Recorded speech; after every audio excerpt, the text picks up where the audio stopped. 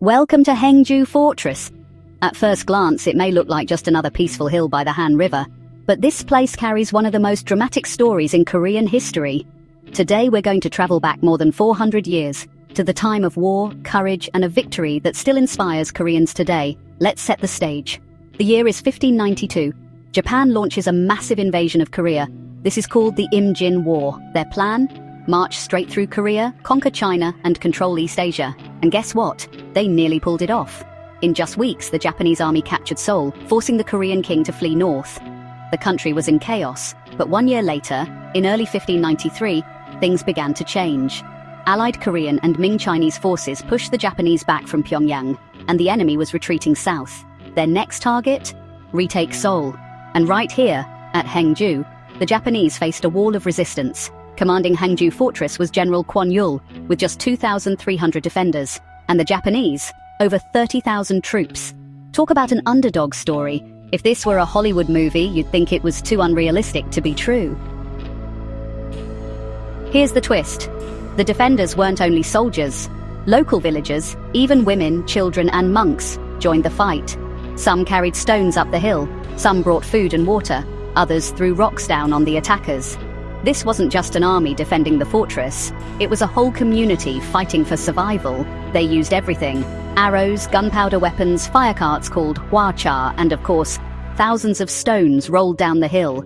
After hours of brutal fighting, the Japanese couldn't break through. Against all odds, Haengju Fortress held the line. The invaders were forced to retreat, suffering huge losses.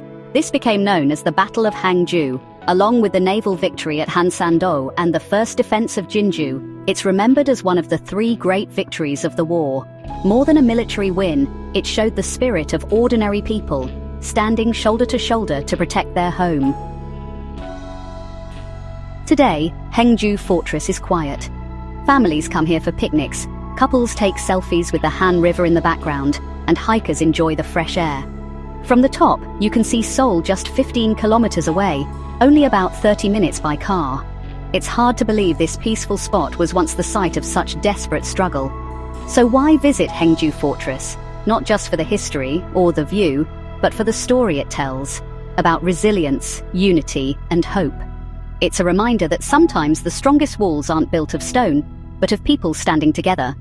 And if you plan to visit, here are a few tips. The fortress isn't very tall.